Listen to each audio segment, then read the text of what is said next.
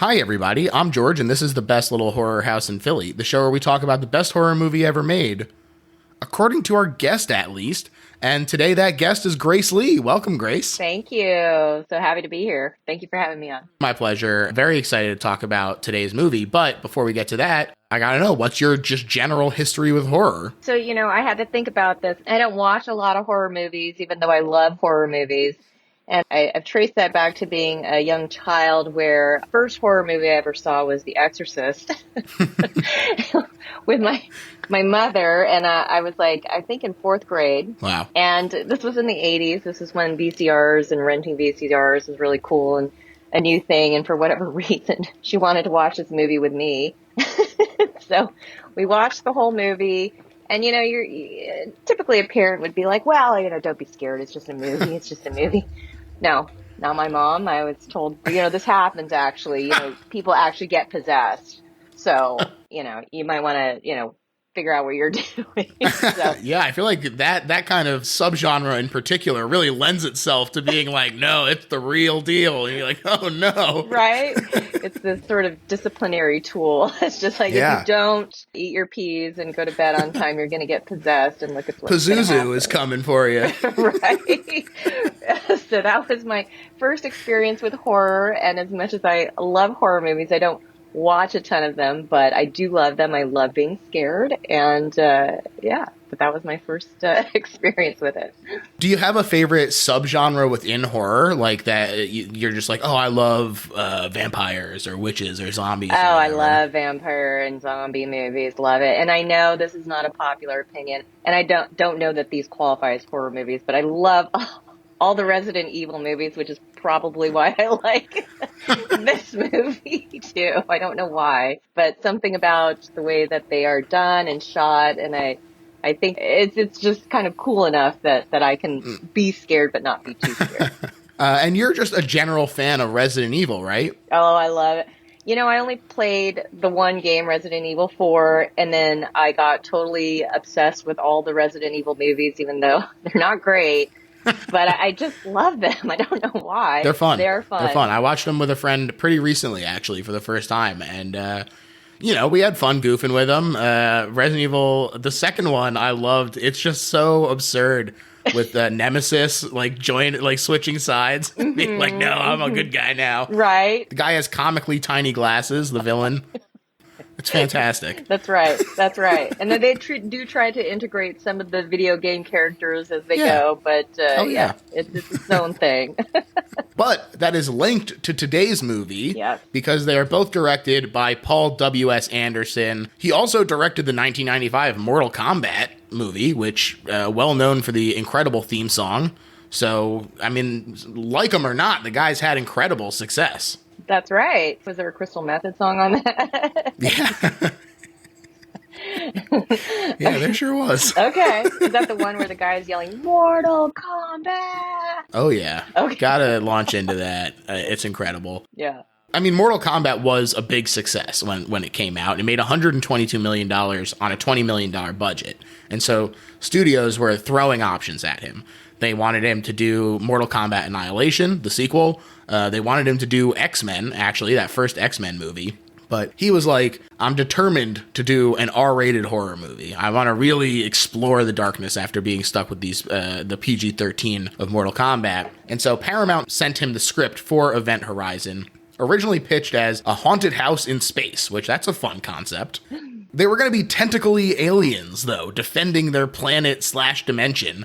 And Anderson was like, this is too dense. I don't want to do something with actual aliens. And so he said, I'll do this, but I'm going to give it my own rewrite. And the movies that he specifically calls out as drawing from, and I think it's pretty visible in the movie as well, is The Haunting and The Shining, both of which get specific homages as well. The Shining has the blood flood that happens, and The Haunting with the bang at the end of the corridor. And I think that it says a lot about why this movie works, for me at least, in that he's very deliberately going back and being like, what are some of the greats? What are some of the shoulders of giants that I can kind of lift from and use to my advantage? And I think he does a great job with that in this movie. Yeah, no, I think that, when I was going through and preparing for today, saw a lot of criticisms that he was kind of maybe using some old tropes and things from old horror movies. But to your point, I think that actually really works. I think that, the whole, and we'll get through it, but like,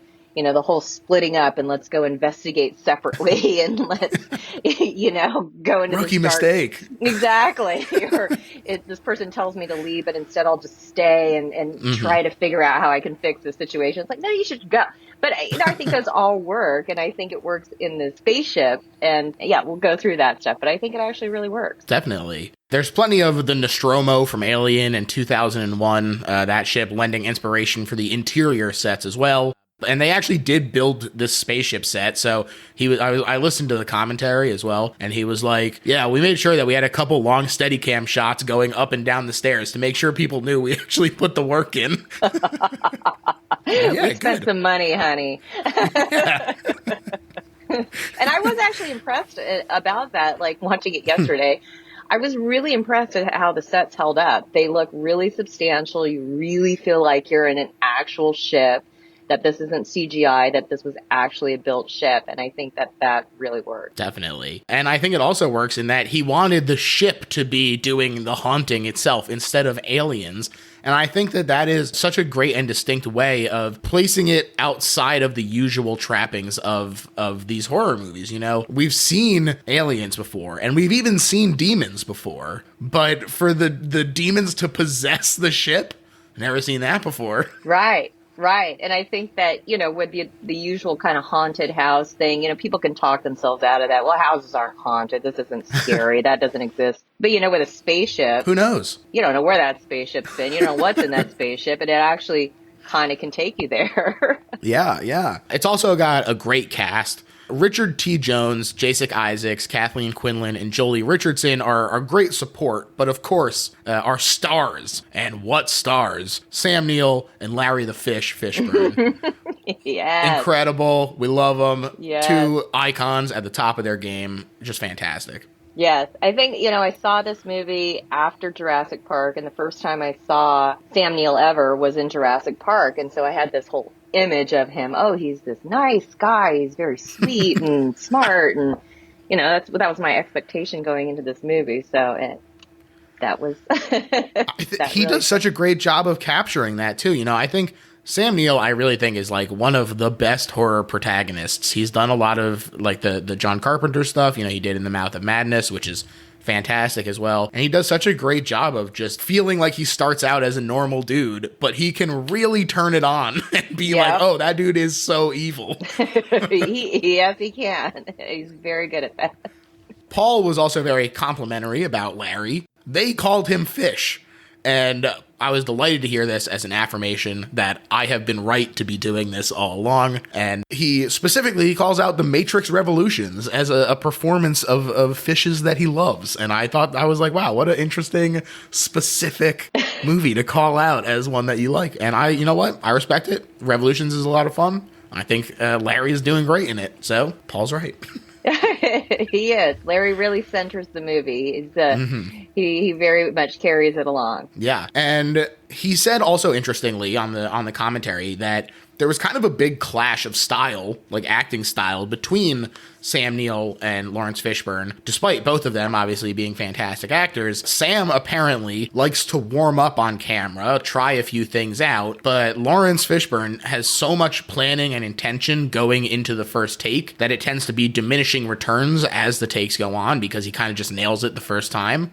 Which means that he was he pointed it out. I don't know why he did this, but he was like, look, it's all reverse shot here because we needed to chop it up so that they could get the best performance from each of them, and it was harder to have them just stand on set and do it perfectly at the same time, which I thought was interesting. Wow, that is interesting. Well, you can't tell. You can't really tell. Yeah, great editing job to make it work, for sure. Yeah, well, I read actually the whole editing process was pretty overwrought, that it was they were trying to beat Titanic out before Titanic got out. They were going to be the big blockbuster of the summer.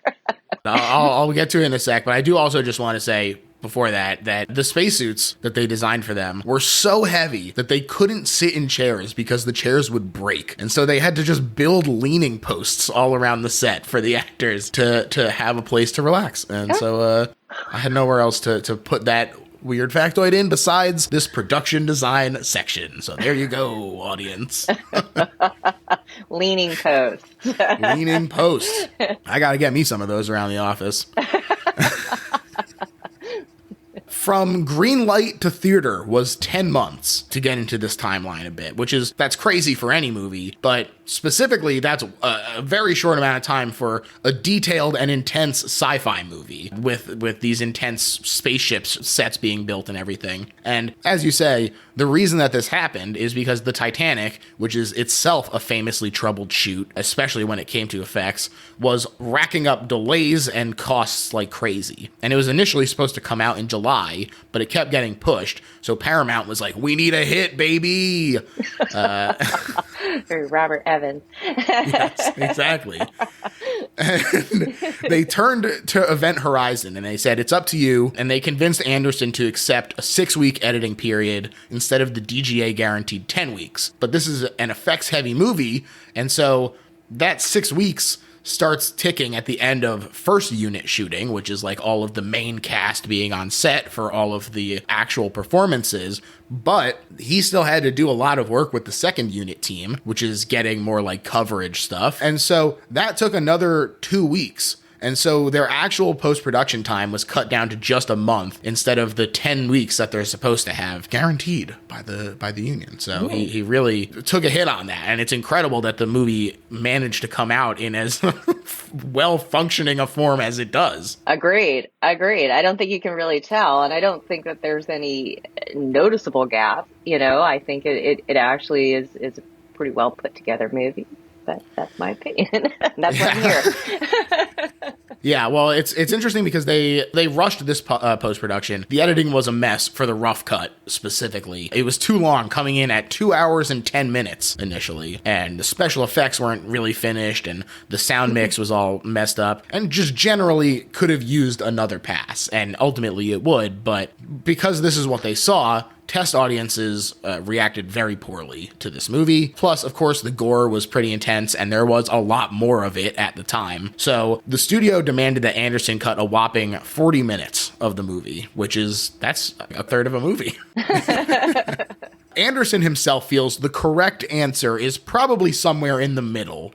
He thinks that it needed another editing pass, but probably about 10 minutes of the gore and suspense should have got put back in. But unfortunately, that footage seems to be fairly lost to time. There was some footage including like lengthening the hallucinations, adding one where Justin appears to become Weir's wife, backstory for the relationship of Stark and Miller, more scenes explaining the gateway to hell, that kind of thing. So a lot of exposition stuff that I don't think the movie is necessarily hurt by getting that trimmed out. Some of the like actual effect stuff, I think might have been fun to have back in there. No, I agree. I think that some of those characters' backgrounds could have been fleshed out a little bit more, but I don't really think it's necessary at the end of the day when it's kind of just Eclipse. That movie is moving. Yeah. You just want to go. You don't want to know about 94 minutes. Yeah, Who says her no to divorce, that? her custody battle. This like whatever. Nobody wants to know that. Just keep it moving. Exactly.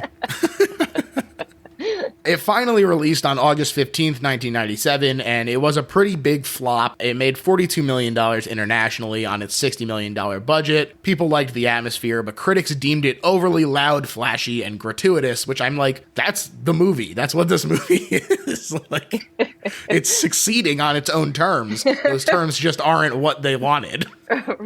Right. Threw him too many curveballs or something. And so because that's the movie, when people who did connected with it, the initial DVD release became a huge hit. The hit that they wanted it to be in theaters. And so the studio and Anderson were like, great, we can finally put together this director's cut, but the footage hadn't been stored right, and like I said, is mostly lost. There was supposedly a producer's tape of the rough cut that emerged in 2017, but nothing has happened with that since, and in 2021, Shout Factory, who's a boutique, they like restore film and put it out. And they said, we did an exhaustive search for the film elements for the director's cut, but as you'll hear in his new 2021 interview, director Paul W.S. Anderson doesn't think his cut will materialize. Unfortunately, much of the footage is lost, and as he mentions, he'd need to shoot new footage. We moved the release date a few times because of some leads, but to our disappointment, they didn't pan out. We definitely tried our best. So, seems unlikely, but never say never. Could materialize at some point. I heard that they are, or at least pre-pandemic, they were going to, or I read that they were going to do a TV show on Paramount Plus or something. So I'm not opposed to that. No, I'm not either. So it might be pretty good. The continuing adventures of the SS Hell. Right? So to get into the actual plot, the score starts immediately thumping, and the starfield fades in, and the text is classic sci-fi sans serif. I'm just like immediately sucked in. I'm like, yeah, this is what I want. This is great. Right? So I just have to, preface this. When I went to see this movie in 1997, I thought it was a sci-fi movie. I had no idea at all that this was going to be a horror movie. So this is where I'm coming from when I start my experience. I'm like, okay, this is like a Star Wars thing. I don't know what's going on. It looks kind of cool. This space time traveling ship is coming back. Let's see what it's about. So yes, movie's thumping. Yeah, they lure you in. Yeah, movie's thumping. Credits are rolling, and and we get this text: 2015, the first permanent colony established on the moon. Of course, we all remember it. Of course, 7 years ago.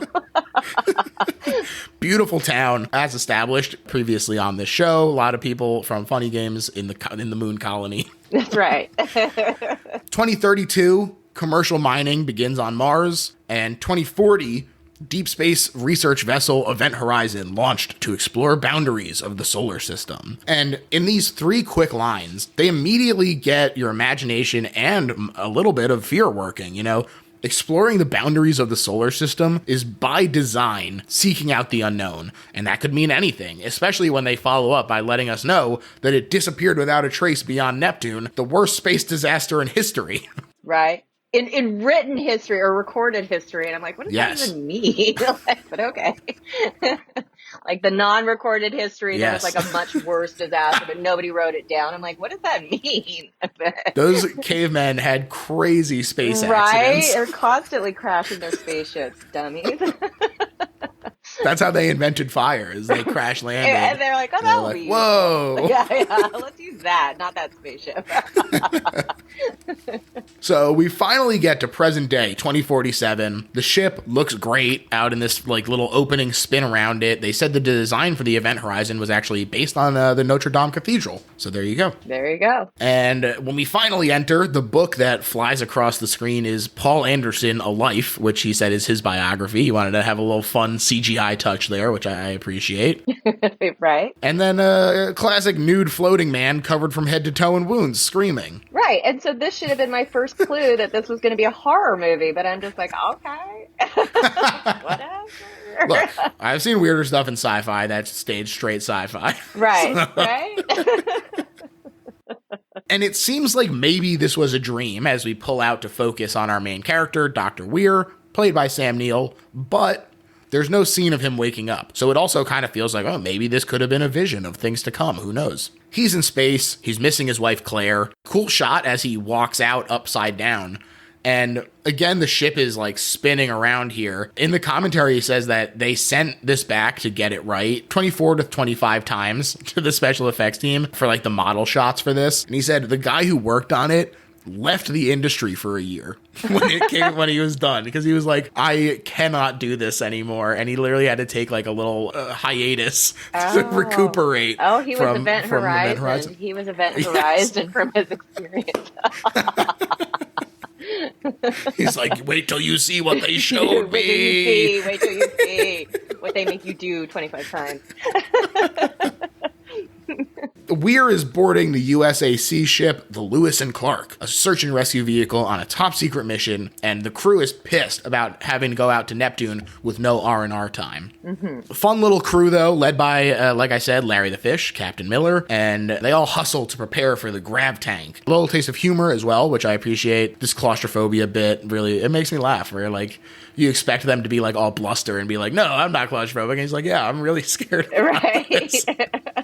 What I like, well, maybe we're going to get to that. Like, I like the part where they get out of it and it's like, okay, 52 days later. I'm like, really? I mean, like for a month and a half? Like, I could get like if it was like 5 years, but like, you can't just kick it for a month and a half, not in space, but yeah, that's just me. Because I am claustrophobic and I would opt to be like, I'll just wait here. I'll hang out here for 2 months. Yeah, just chill. You guys have fun in there. Yeah. Hey, you can read so many books. Imagine all the books you could read in 2 months of just chilling. Right. Some alone time, thank God. Yeah. Weir wakes up earlier than he's supposed to, though, or it seems like at least, emerging to hear a voice whispering to him, and he finds Claire sitting in the captain's chair, eyes closed and whispering about how she's so cold. But suddenly, she grabs him from behind and opens her eyes and says she's waiting, and her eyes are missing. They're just fleshy holes. It's gross. I thought that the effects could have been better there throughout the movie. I felt like the gouged eyes thing was just, it could have been better. CGI was in its infancy. I cut him a little bit of slack. Yeah.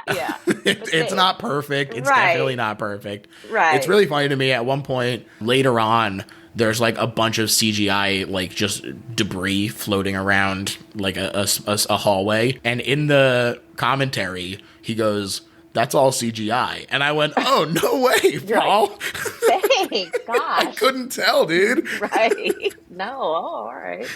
I really thought you guys were in space. God. But yes, he screams and he awakens for real this time, choking on the fluid and dazed. Everyone is fun. You know, I like that they're all full of personality as they're all waking up here. But Captain Miller is all business, and he demands everyone meet him on the bridge as they approach Neptune. I, again, thought this was a funny line from the commentary where the hot and black line was apparently a bit of cheeky improv, according to Anderson. He really establishes himself as the comic relief early on, and it's very welcome later on. In my opinion. Yes, definitely. And we also see the birthday party for Peter's kid on video. That was the single day of shooting outside that they did, he said. Oh my God. Yeah.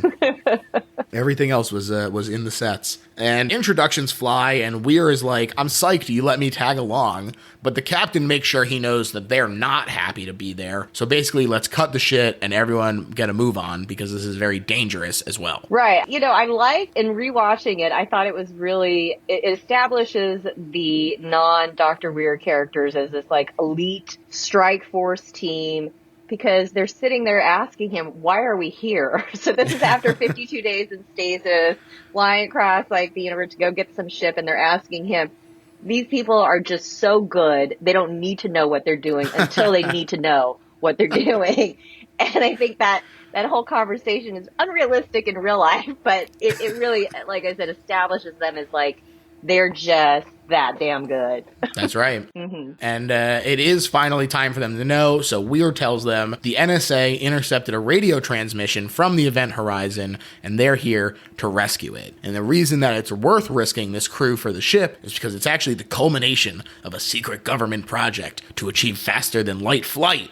You can't break the laws of relativity and actually send the ship faster than light, they say. And Weir says, aha, but what you can do is warp space around the ship's engine, folding it so point A and point B exist at the same point, letting the ship pass through a hole that it builds and bypassing the rest. And I think this scene is really fun. They do a great job of showing how smart Weir is, who actually is the one who built the mechanism, because he's like, here's the layman's terms. And then he, first of all, is very passionate when he's talking about it, but also it's still incomprehensible to everyone. Right. He's like, I'm going to explain this in layman's terms. And then he doesn't. Then, of course, the normal, no, in English. Yeah, and then he of course. Takes the pornographic poster off of the wall, which isn't really that pornographic. It's just some woman in a bikini. And then pokes a hole in one side, pokes a hole in the other side, and folds it together. And they're like, oh, I love it. Look, my opinion, if you're talking about space and time travel and you don't poke a pencil through a piece of paper, you have truly messed up. It's kind of required to explain space time travel. Yeah, I totally agree. And the ship vanished without a trace, but now it's back. And so they're here to see what's up. There was no life contact, but one transmission that was clearly screaming, and after some filtering, a human voice as well saying, "Liberate me," which translates to "save me." That's right. Grim. Right. And this is important later. So you think this establishes like, oh, okay, we have to go in and rescue people. Like this is necessary. We can't leave. We have a mission here. So it's a very important part of the movie. And they approach the event horizon, and again, it was funny to hear them talk about how CGI nature in particular was kind of a big ask at the time. And so this cloud formation that they built got used for the next 5 years on British movies, he said. Oh, wow, I didn't know that. Yeah. That's great. Well, so maybe they made some of their money back. Scraps. They're like, please buy our CGI clouds. And so they dock and they scan the event horizon, the big main airlock labeled with an intimidating Roman numeral 13, the scariest number.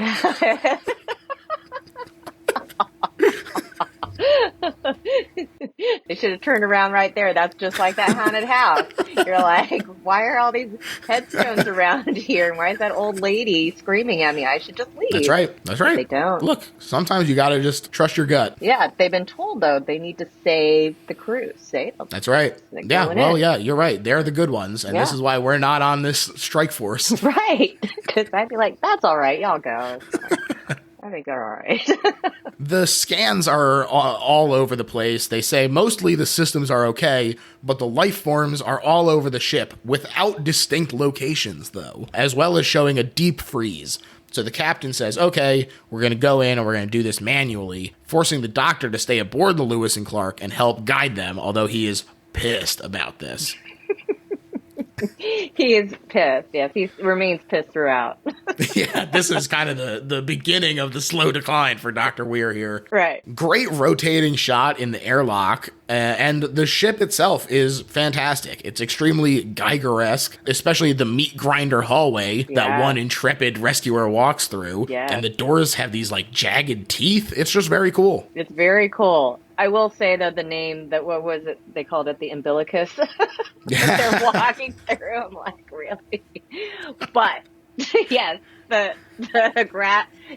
set was awesome. It really, and that was not CGI. And so they spent some coin on that, for sure. Definitely. MedTech Peters finds some blood finally, missing a ton more on the wall, though. And when she yanks a disc of information out of the wall, she comes face to face with a hideously torn up corpsicle, eyes gouged, slashed to hell. This is the first, like, real scare, I'd say, because as you pointed out, the CGI of the eye sockets maybe leaves a little to be desired in the year 2022. Mm-hmm. But this practical makeup on this guy still looks really good. It really does. It is disturbing. It is unsettling. And it really, it definitely creates this tension. Justin enters the gravity drive core.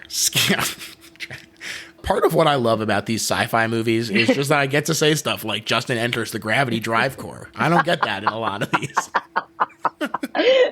That's right. And this is the part where they split up. So he's walking into the most ominous area. And like the hallway, there's just these 20-foot bikes on the wall just jutting out. Why? I don't know.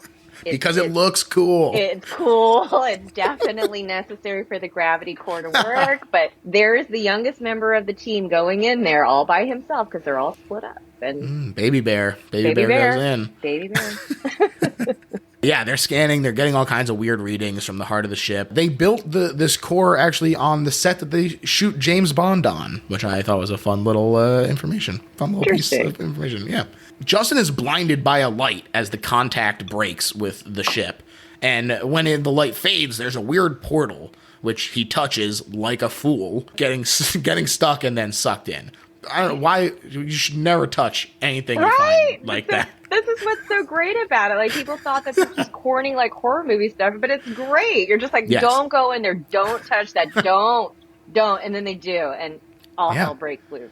Exactly. That's how you get us on the couch being like, oh my God, what are you doing? Yeah, exactly. You get us engaged with it by having them make these decisions. Yeah. And the lifeline starts to pull like crazy. He gets sucked in completely. But when the line gets lodged, The portal unleashes like a huge magnetic burst of energy, this pulse that knocks everyone off balance. Cooper, the rescue tech, goes in to do just that, rescue him, and he grabs a limp Justin from the portal while Stark and DJ try and regain control of the Lewis and Clark, which is aflame after the energy pulse. And I like that at least Cooper is finally like, what the hell is this crazy looking room? Right. Like finally someone is like, this is nuts. Right. Right. He's the voice of reason throughout this. He's The Lewis and Clark is pretty much done for, so the crew is going to have to get all aboard the Event Horizon, freshly gravitied, which is a funny little scene when the corpsicle that she mentions shatters on the floor. I thought that was a nice little touch. right. So Weir gets most of the other primary systems back online, but the radio is fried, so they're on their own. The oxygen converters are fried as well, so this, smartly, puts a time limit on things. They only have breathable air for 20 hours, they say, so no messing around. Really makes sure that things are moving. Mm-hmm. Justin is completely catatonic at this point, and Weir doesn't believe that Cooper saw the portal because the drive couldn't have been active, he said. It's locked behind 3 magnetic fields.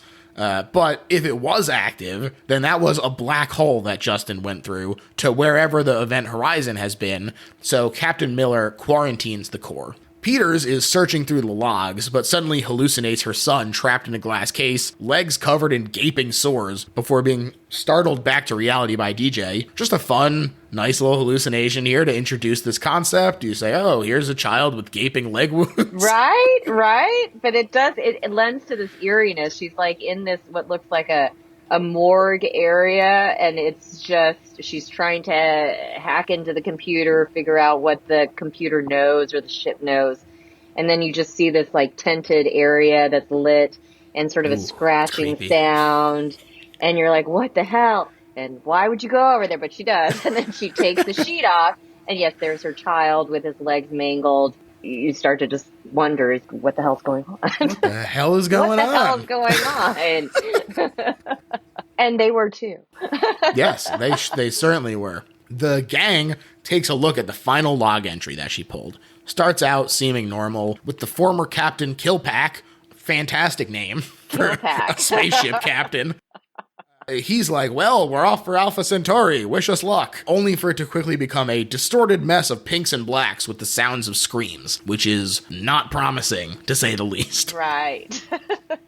The core starts draining power from the rest of the ship, and Justin starts seizing and saying, the dark is coming. There's so much great stuff happening in this scene. First of all, great lines and great delivery. Weir is also doing a classic crawl through the vents, which you gotta love that. And the vents are green this time, baby. Yes. Innovation that the Matrix was clearly paying attention to.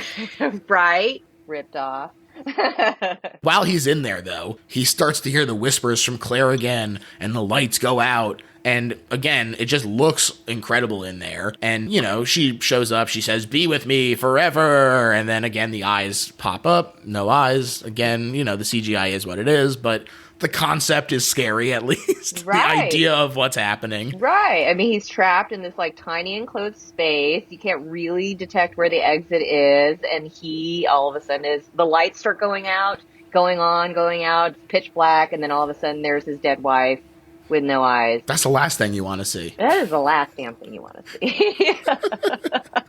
The oil at the bottom of the core ignites as a charred bod emerges in flames, opening its eyes to stare at Captain Miller. Another hallucination, but it's all very real and vivid to them, despite Weir's reluctance to believe. Smitty believes, though. This ship is fucked, he says. You need a Smitty. I'd be that Smitty. I'd be like, guys, let's go. Well, he's spoiling for a fight, too, because Weir is like, you're crazy, there's nothing happening, and he lunges at Weir. And Stark has been puzzling over these readings, and her only theory is, much as Miller is loath to hear it, is the ship brought back a life force with it from wherever it went, and now that life force is reacting to them with hostility with the hallucinations, which will continue to grow in strength. And it's really funny to me that, like, later on you're like, oh yeah, she actually nailed it in the first try. Right. How'd she know? That's why she's on the strike force. She's right. great. She didn't need to know until she knows. Yeah, and now she knows everything. And now they do too. Yes.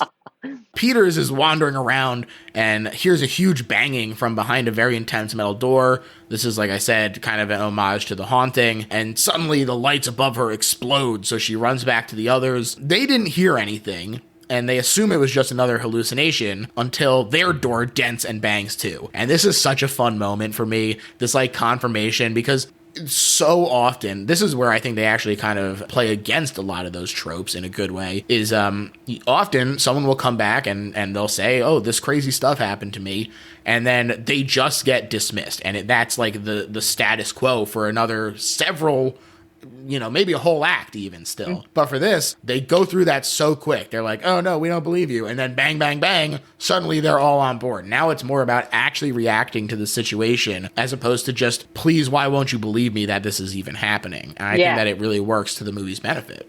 I think so too, because now they're all in and they all know that this is the thing that they have to fight against, and they also don't totally understand what it is. And that is helpful in moving that tension forward. Definitely. Great fun Dutch angles that pulse with the bangs as Weir goes, open the door, in a robotically calm voice. Again, more haunting homages. Yeah. And he gets up and he walks to do it before getting stopped by Stark. Right.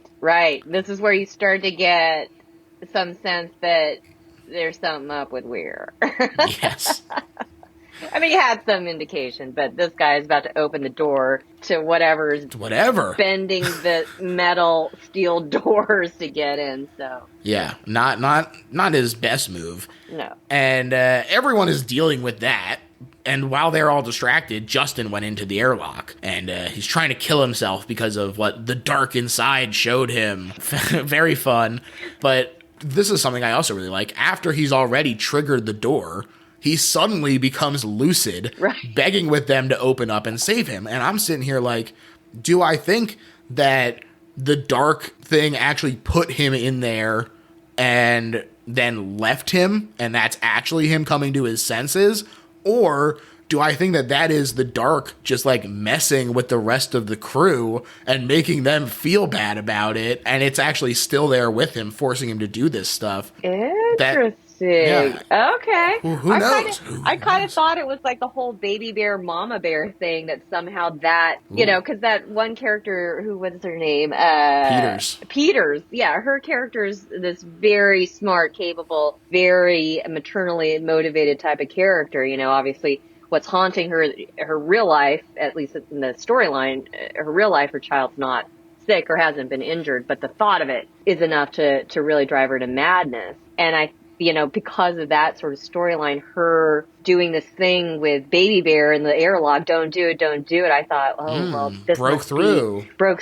And then he's like, no, I can't. I won't, save me, help me. And wow. Yeah.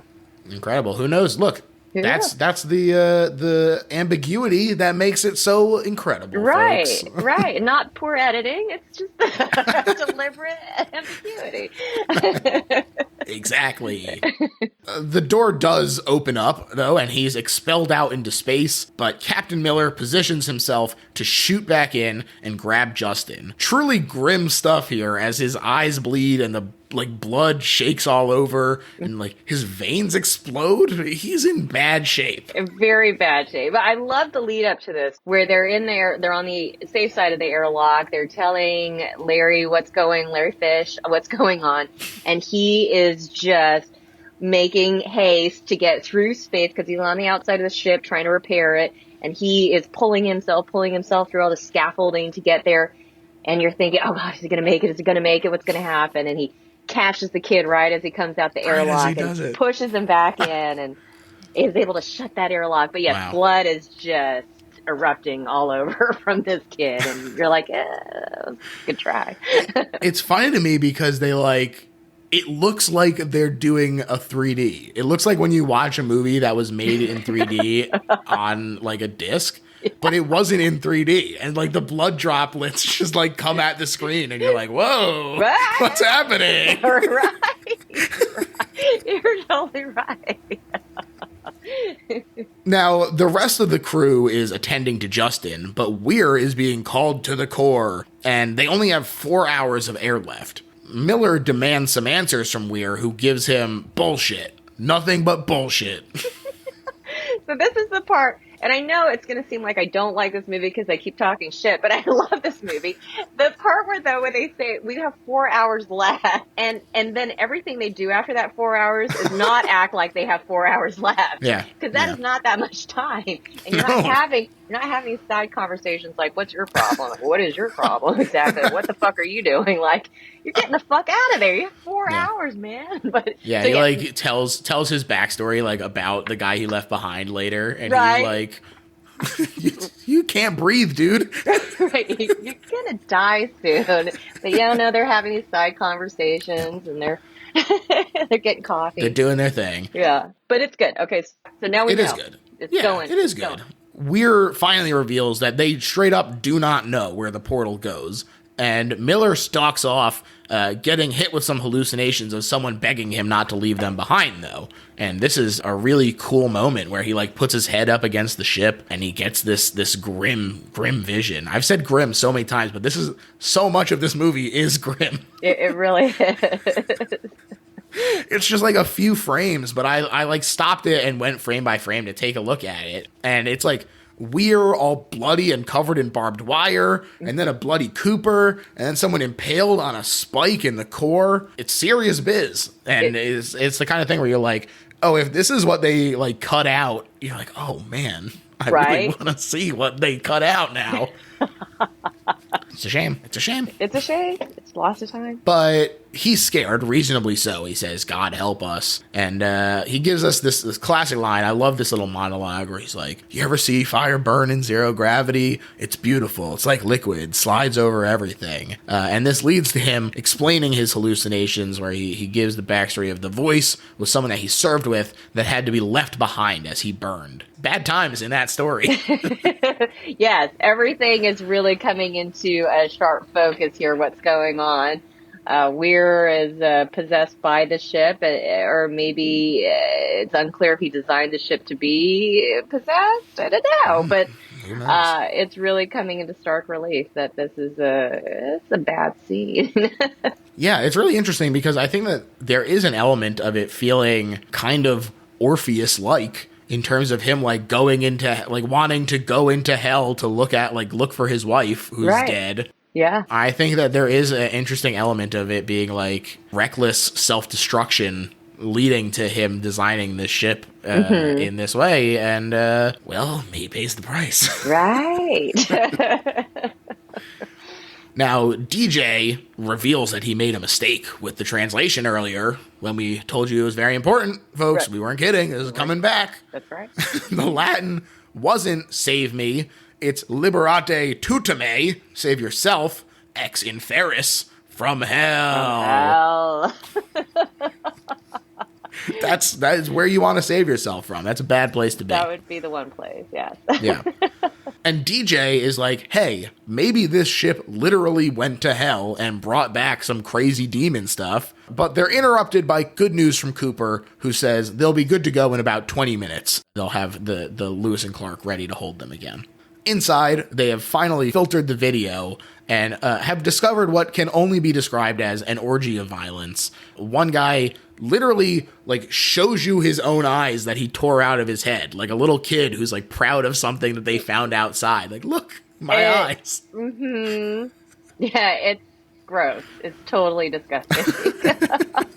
It's very disturbing. Yes. Weir says they can't leave, but Miller insists, saying he's going to vaporize the hell out of this Event Horizon. Fuck this ship, he says, and I'm with him.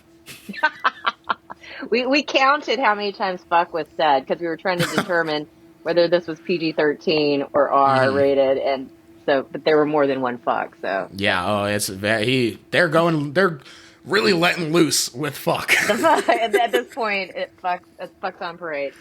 Yeah, it sure is. The bioscan goes nuts when he says this, and the power drains, and Weir, looking a little off-kilter, says, you can't leave, she won't let you, and he fades into the dark, saying he's home.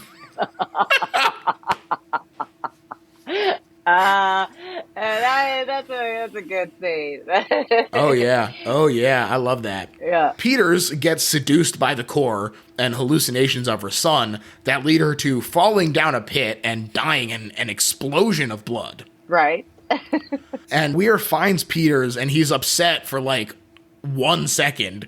And then he's quickly distracted again by the siren call of Claire. And he sees himself with her at home, and he apologizes to her for not being there. Suddenly it all clicks into place that he feels guilty about being so distracted by work that she felt isolated and wound up killing herself. And he watches her do just that. And he says, "Not again," which really makes you feel like my dude is getting tortured and haunted by this with some regularity.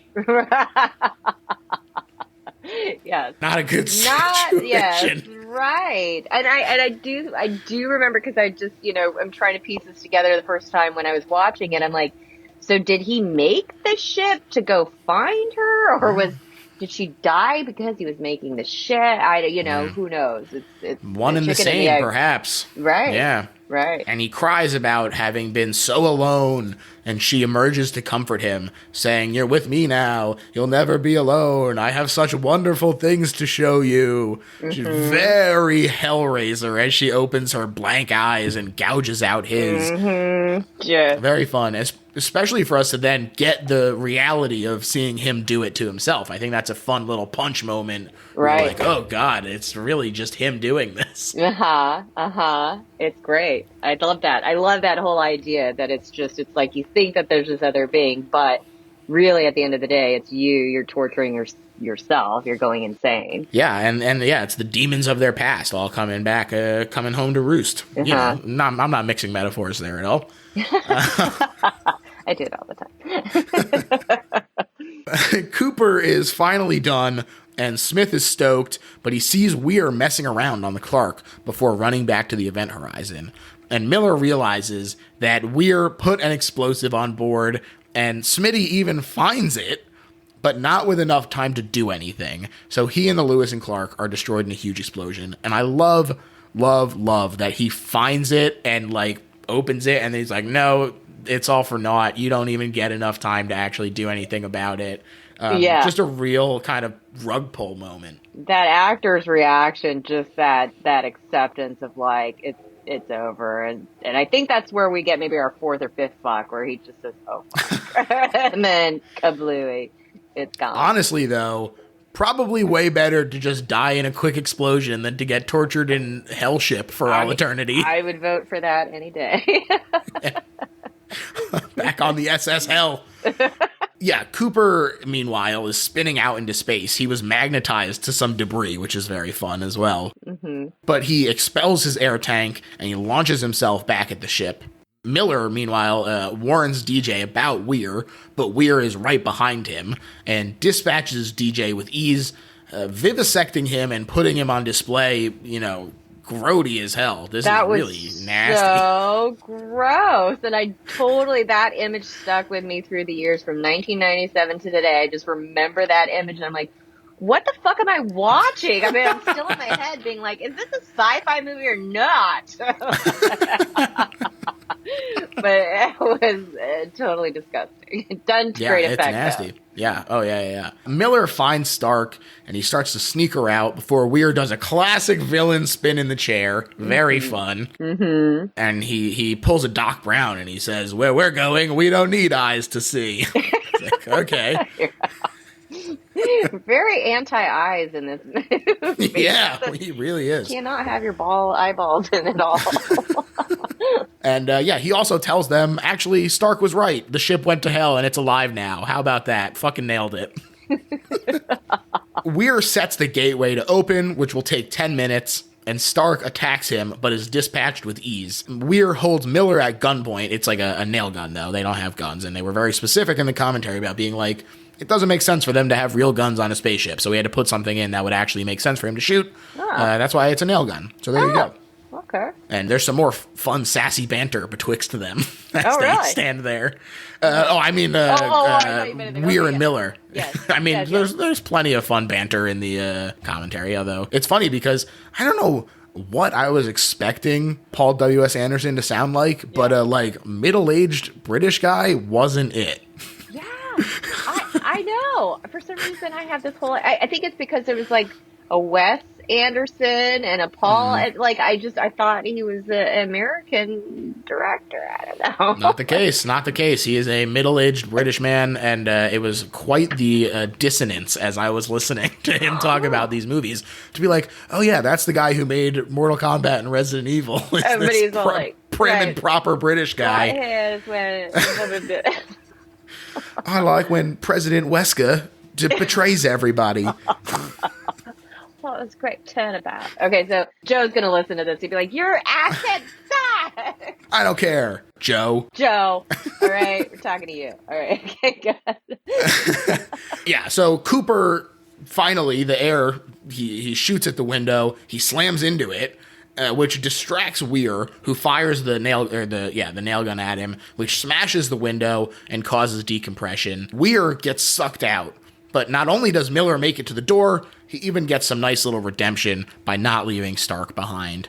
Mm-hmm. They feel like they don't have to worry about Weir anymore, and the forward airlock opens to let Cooper in, but the gateway is still going to open, so Miller says, okay, let's blow this popsicle stand. I'm going to go manually arm the emergency separation explosives in the hallway. You guys go set up the stasis. Mm-hmm. Now, Cooper notices that the pods are filling with blood. And we finally get our big shining blood flood. Right. Because this shatters and explodes. There's so much blood in this. And it was so funny, like, you're watching and you're like, that's so much blood. And then in the commentary he goes, yeah, this was actually pretty dangerous because of the volume of blood that we used here. We just really didn't know how else to convey a river of blood other than with a river of blood. How can you do it? Impossible. Miller is successful, but he's pursued by his hallucination, seemingly made flesh into the core room, which this dude looks rad as hell, ablaze, very cool, and the whole room looks very cool, all lit up on fire. Yeah. Very hellish as well. Right. It does go back to that sort of Hellraiser with all the spikes and just very metal and just, fire and all that. Definitely. It's very reminiscent of that. And Miller confronts the hallucination, which possibly more worryingly turns into Weir. I don't know which is better, for it to be the guy from his past or Weir who they just launched into space. Right. Both bad. Rock in a hard place. Weir really. Looking hella buff, really like he's just gonna knock your ass out. Yes. So. He sure is. And scratched to fuck. I mean, he's totally scratched up. He's on fire. He's pissed and he's pumped. Yeah, he sure is. And he mocks Miller, saying, I told you she won't let us leave. Hell is only a word. The reality is much worse. Now let me show you.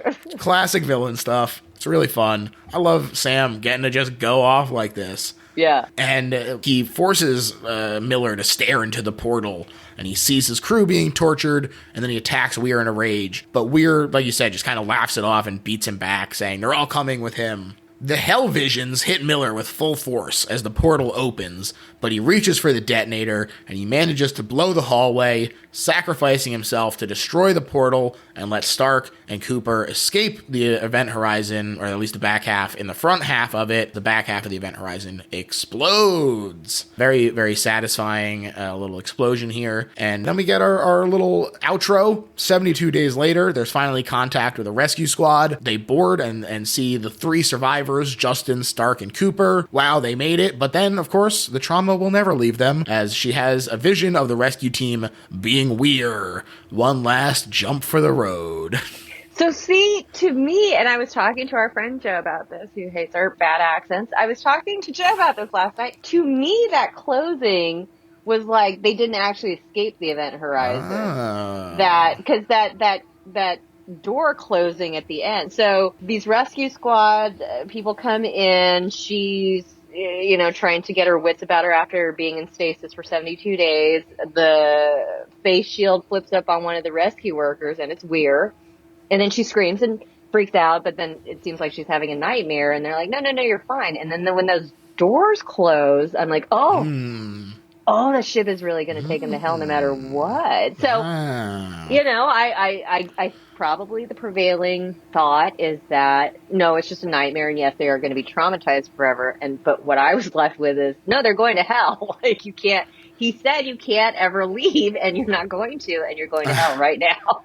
Yeah, I mean, hey, look, the way that I took it was just, I was like, oh, that's just like a little fun way to like close out the movie. But I'm way more on board for them just being like screwed and stuck in hell ship forever. Yeah. I think that's a way more fun ending. Unfortunate for those characters, but way more fun. Sorry. Good for the audience, right? Yes. And also a good segue into whatever TV show Paramount Plus may or may not be making. True. The continuing adventures of the SS Hell. Right. I'm saying that's going to be the title. You heard it here first, folks. Love it. I love it. Yeah, or the credits roll over Prodigy, some very 90s techno. It's funny, they actually moved on the rights to that Prodigy song 3 weeks before the album hit #1 in the US charts, so they actually got it pretty cheap. In the commentary, he was like, that was Prodigy. We were really excited to work with them. I was like, oh, okay. 90s techno is the best. Prodigy, Crystal Method. It is delightful. Dust Brothers, of course. Yeah. They have our Fight Club score as well. Oh, so good. We've now reached the point of the episode, Grace, Okay. where we sum up why this is not just a good horror movie, but is in fact the best horror movie ever made. Thank you. And I'm going to let you start. All right. This is the best horror movie ever made because it doesn't try to be anything other than a horror movie. And it does it in a totally different venue in a way that stretches your imagination about what really scares you. And it is the unknown and the uncontrollable. And that really works in a space setting because that is a setting that none of us really know about and can control. So unlike I said, as I said before, unlike a haunted house where you can say, well, this is a house and I could just leave and I could just go away and not be here. Yeah. You are stuck in space and you don't actually know where the spaceship has been. I mean, there's a lot of suspense, there's a lot of tension, there's mystery, and there's things that can't be explained because they just simply can't be explained. I think the effects hold up really well over time. I think some of the CGI, not so much. The effects hold up over time. The acting's great, and they're really committed to it. So I think it is the hashtag best horror movie of all time. I totally agree. To me, this is the best horror movie ever made because it just totally accomplishes what it sets out to do, in my opinion. It is so fun. It never gets dragged down in taking itself overly seriously, but at the same time, it is taking itself seriously. It's trying to be a good movie. And I think that they absolutely accomplish that in dozens of categories. For people who are like, the CGI hasn't held up perfectly, who cares? It's like 5 frames of this movie. Right? Like, there's so much great effects in it. The set design is absolutely incredible. You know, there is literally, Hellraiser 4 is Hellraiser in space, and it sucks compared to this movie. This is a better Hellraiser in space than Hellraiser in space is. I mean, Sam Neill, ultimate horror protagonist, gets to flip it on its head and become an antagonist here. Larry the Fish, we love him. We want him in all the movies, and we'll take him in this horror film for sure. Mm-hmm. And the supporting cast does a great job of filling in the rest of the world in a way that feels lived in, you know? They don't feel like stock characters. They feel like they're all meant to be there. And I think they do a great job of stopping the movie from feeling like cardboard. You know, it feels well lived in. It feels like this is a world. And I think that that's why a TV show could be made of it. I think that whatever's going on this ship draws you in and you want to explore it. And that's because of the rest of what's going on. It's not, if it was just spooky ship, that's not necessarily enough, but because the world is great as well, I think that is really important. Plus, like you said, there's no escape. In the movie Poltergeist, they're like, we just need to get to the motel down the road. There's no motel down the road when you're in space. Right. No can hear you scream. Yeah, but so by default, it's already scary just being out there. And all of those things combine, plus, of course, the effects, make this the best horror movie ever made. Agreed. Yes. It's unanimous. Grace, I want to thank you so much for coming on the show. This was so much fun. Please tell the people if there's anything that you would like to promote. If not, just something that you are enjoying lately. I would just love to promote this show. It's awesome. You are amazing. This was amazing and so much fun. Thank you for letting me do this for this movie that is very near and dear to my heart. So it's been great. I love this movie too. I was thrilled to get to finally talk about it. And so truly my pleasure. As far as my plugs, you can find me on Twitter at Little Horror PHL. That username applies pretty much everywhere, but I'm mostly on Twitter. So if you really want to find me, that's where you should go. But you can also find me on Patreon if you're really enjoying the show. There are all kinds of bonus episodes on there for just a couple bucks a month, including ones like we talk about Resident Evil 2, the video game, the original and the update. We talked about both of them. So that was a lot of fun. And we talk about stuff like Freaky Friday 2003. And we just actually talked about the video game Control as well. I literally recorded that earlier today. So that's truly a scoop. You heard it here first. That's right. So, yeah, if you're enjoying the show, check that out. You'll get even more of it. Other than that, rate and review if you're enjoying it, because it helps. All right, everyone. Bye. Bye.